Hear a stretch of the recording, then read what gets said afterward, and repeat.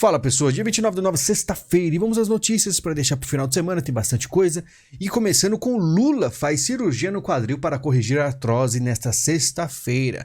Uma operação complicada, cheia de tendões para ser cortados, para ser tirado, para até chegar lá. Mostrei no vídeo de ontem o quanto complicado é. Ficará uns dias fora. Só que aí tem algumas dúvidas. O pessoal diz que é mentira, que a Janja não vai substituí-lo, mas olha só, por que Alckmin não vai assumir a presidência após a cirurgia de Lula no quadril, né? Por quê? Aqui tá escrito, entenda a decisão. Porque ele falou que não precisa. Ele vai conseguir trabalhar do hospital mesmo, da recuperação mesmo.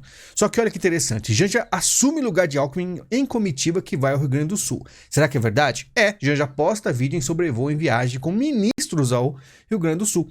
Ou seja, papel de presidente. A primeira-dama Janja Lula da Silva está representando o presidente Luiz Inácio Lula da Silva em uma viagem oficial ao Rio Grande do Sul, que teve cidades arrasadas por enchentes no início de setembro e está voltando a ser atingido por chuvas fortes que causam preocupação. Janja viajou ao estado nesta quinta, acompanhada por ministros, e postou um vídeo em suas redes sociais no início desta manhã, registrando sobrevoo de helicóptero, sendo que a primeira vez aí da grande problema ela estava na Índia, né? Grupo chama por Michele durante visita de Janja ao Rio Grande do Sul, pessoal que é mais da direita, e eu falo pra vocês que cadê o vice?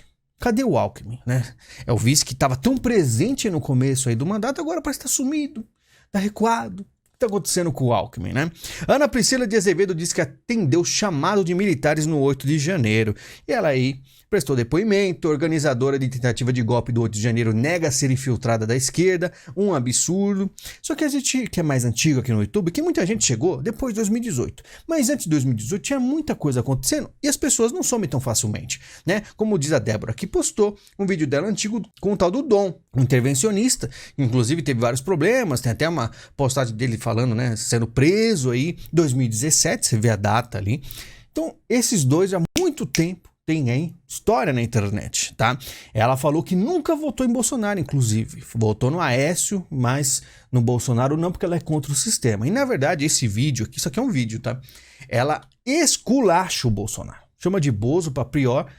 E ela é amiga de alguns militares também aí. Só que eu não vou entregar tudo aqui. Vou esperar para ver se existe aí um movimento da esquerda em apontar essas amizades, essa aproximação toda que ela tinha com militares. Caso não tenha, depois a gente conversa. Deixa rolar porque o negócio é meio sério. Entregadores de aplicativo ameaçam greve nacional. Trabalhadores da categoria devem parar caso não se chegue a um acordo sobre a sua remuneração. Né, o pessoal aqui é fazendo o quê com a mão? O punho aqui, né? Revolucionário. Esse adesivo aqui bastante familiar, e aí a gente vai conversar sobre isso aqui, que é bastante sério, né, para as pessoas que trabalham. Fim de semana sem iFood, motoboys farão greve nacional a partir de sexta, hoje, né, sem Burger King pra galera. Segundo a Associação dos Motofrentistas Autônomos do DF, a categoria cobra o pagamento de remuneração de 35 por hora logada durante cada jornada de trabalho para os aplicativos. Logada, tá? Ou seja, se o cara não entregar nada, ganha mesmo assim. O que será que vai acontecer se isso aqui for colocado em prática?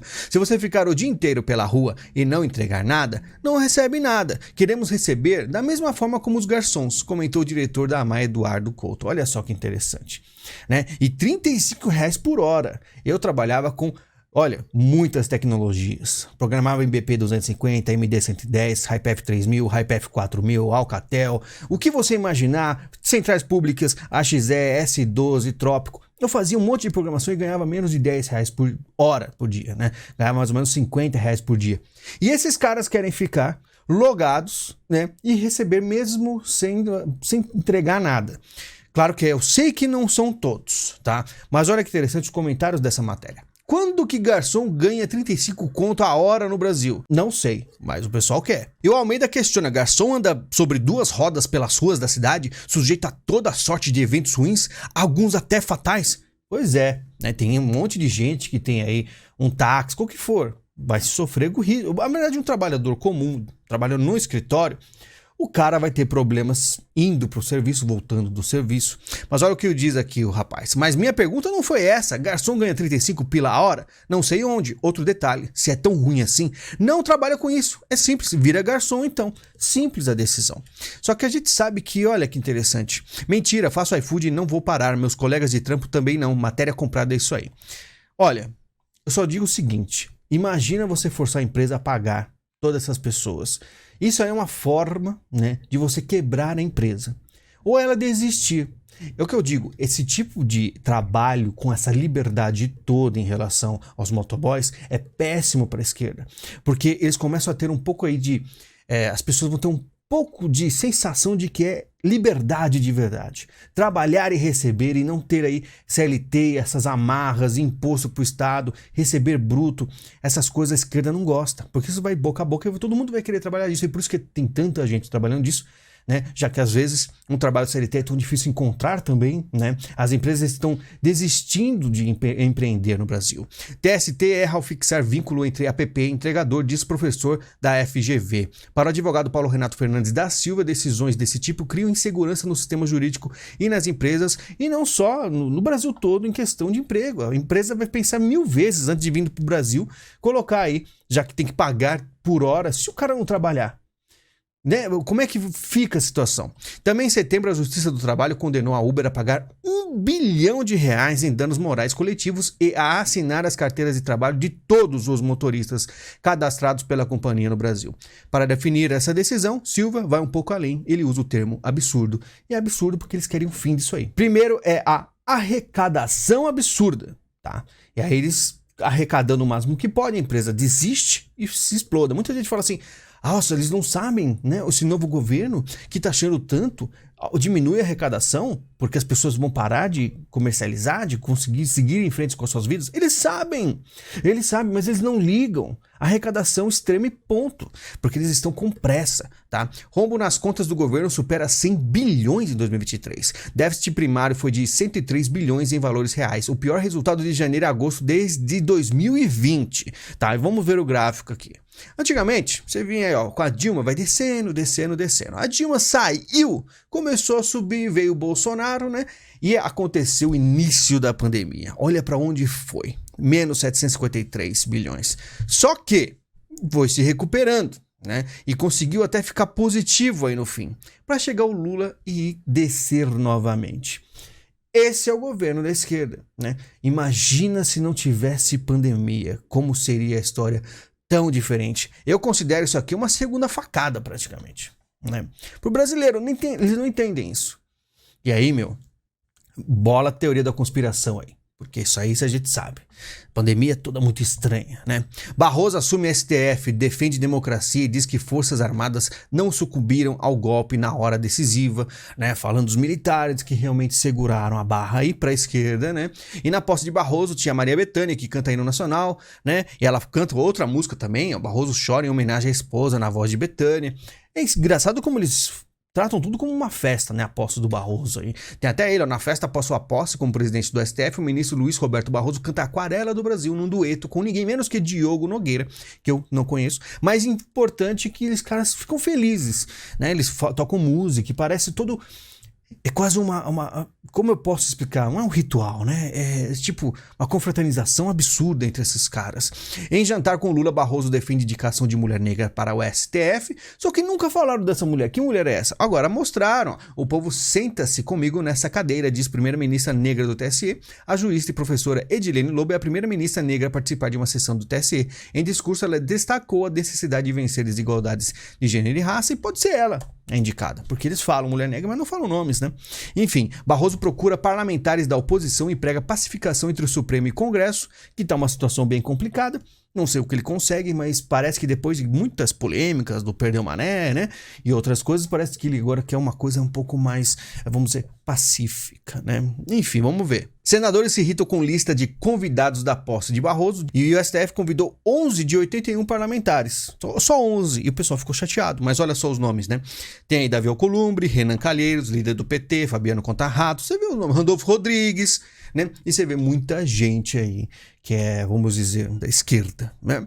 E olha só, Alckmin apareceu aqui, ó. O governo federal quer rever isenção de impostos de 400 medicamentos, diz Alckmin. Segundo o vice-presidente, somente 10 tipos de remédio devem manter a vantagem tributária, né? Por quê? A população come remédio, mas precisa de remédio, né? Mas isso aí, o que aconteceu? O Bolsonaro tirou vários impostos aí. E o pessoal tá voltando com o máximo possível. E de 400 medicamentos, só 10. né? E que se exploda o brasileiro pobre, que está doente, que precisa de remédio, e está aí o governo aí maravilhoso de vocês, façam ele com muita força. Eu lamento demais por aqueles que têm aí pouco dinheiro e precisam de medicamentos. Lula vai vetar projeto de marco temporal aprovado pelo Congresso. Veto de Lula ao PL do marco temporal será teste de fogo para a base no Congresso. E aí, vamos ver, ele vai vetar provavelmente, e vão derrubar o veto, se tiverem coragem, mas aí tem outras coisas a acontecer, como eu falei ontem. Essa fica a briga aí, pelo menos um vestígio de uma briga, né? Uma desavença, um atrito, para ver se esse atrito cresce no futuro. Bolsonaro é multado em 40 mil por impulsionar propaganda contra Lula, né? O site Lulaflix, e olha só como é desigual. Claro, mas uma multa, mas Lula tinha todo o establishment, tinha toda a mídia. Então você via aí televisão falando mal do Bolsonaro 24 horas por dia, enquanto Lula, você via crítica. E aí o que o Bolsonaro fazia, né? Tinha sites aí, tinha redes sociais, não dava nem cócegas nos caras, mas vai levar multa mesmo assim. O Brasil muito justo, né?